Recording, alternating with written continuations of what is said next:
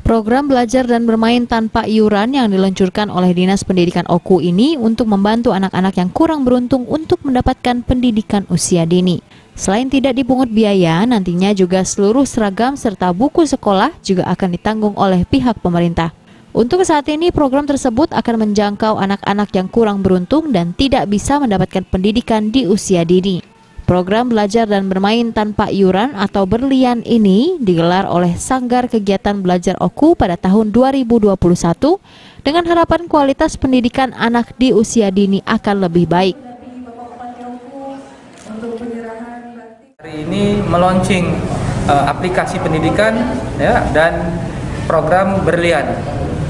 Berlian ini adalah belajar bermain tanpa iuran. Jadi kami membuka TK kelompok bermain yang diperuntukkan untuk anak-anak yang kurang mampu dan anak-anak yatim piatu, semuanya tanpa biaya, alias gratis.